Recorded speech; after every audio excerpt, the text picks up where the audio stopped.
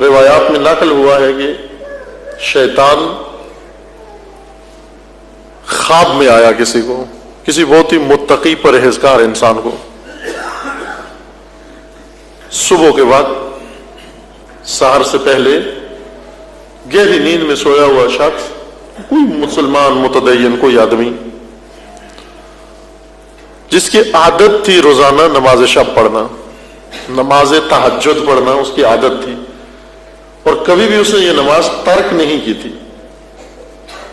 شیطان آیا اور نماز شب کے وقت دیکھا کہ آج یہ تھکا ہوا ہے، زیادہ اٹھ نہیں رہا. شیطان نے آ کر اسے جگایا کہ اٹھو، صبح قریب ہے، سحر قریب ہے، تمہارے تہجد کا وقت گزر رہا ہے، نماز شب کا وقت جا رہا ہے. وہ اٹھ بیٹھا، حاضر ہوا نماز کے لیے، لیکن اسے تعجب ہوا. اسے پہچان لیا کہ یہ شیطان ہے. پوچھا تم کون ہو، میرے اس سونے کے کمرے میں کیسے آ گئے؟ تو اس نے تعارف کروا دیا کہ میرے لیے مشکل نہیں چونکہ شیطان ہوں. شیطان اور انسان کو نماز شب کے لیے جگائے، نماز تہجد کے لیے انسان کو جگایا آ کر. چونکہ شیطان تھا اور شیطان نے اسے جگایا تھا، لہذا اسے شک پڑا کہ اس میں بھی کوئی فریب ضرور ہوگا.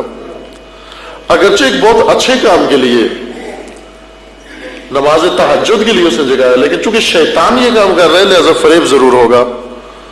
اس نے پوچھا کہ بتاؤ اس میں کیا دھوکہ ہے، اس میں کیا فریب ہے؟ پہلے تو شیطان نے شیطنت دکھائی، کہا کہ تم عجب بنی آدم ہو، تمہارے ساتھ برا کرو تو بھی برا بولتے ہو، بھلا کرو تو بھی برا بولتے ہو. اگر نہ اٹھو نماز کے لیے کہتے ہو شیطان نے نہیں اٹھنے دیا، اور اگر اٹھا دوں کہ اٹھ کے پڑھو تو بھی کہتے ہو شیطان نے دھوکہ دیا. کہا وہ تو صحیح ہے کہ تم برا کرو تو بھی شیطان ہو، تم بھلا کرو تو بھی شیطان ہو. شیطان برا کرے تو یہ اتنی برائی نہیں ہے جتنا شیطان جب بھلا کرے کسی کے ساتھ، یہ سب سے بڑی برائی ہے. شیطان کی برائی سے نہیں ڈرنا چاہیے، شیطان کی بھلائی سے ڈرنا چاہیے کہ اس میں ضرور کچھ نہ کچھ چھپا ہوا موجود ہے. جب شیطان بھلا کرے کسی کے ساتھ، کہا بتاؤ کہ تم نے بھلا کیسے کیا اور کیوں کیا، اس کے اندر کیا فراڈ تھا، اس کے اندر کیا فریب تھا. آخرکار اس نے بتا دیا.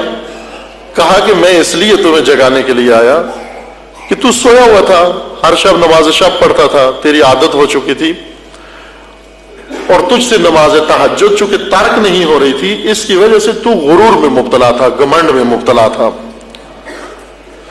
اور اپنے آپ کو عام مومنوں سے بہتر سمجھ رہا تھا. تو ہر ایک کو تحقیر کی نگاہ سے دیکھتا تھا تو، اور یہ بری چیز تمہارے اندر غرور پیدا ہو چکا تھا. آج اگر تیری نماز شب ترک ہو جاتی تیرا یہ غرور ٹوٹ جاتا، اور میں نہیں چاہتا تھا کہ تیرے جیسے مغرور کا غرور ٹوٹ جائے.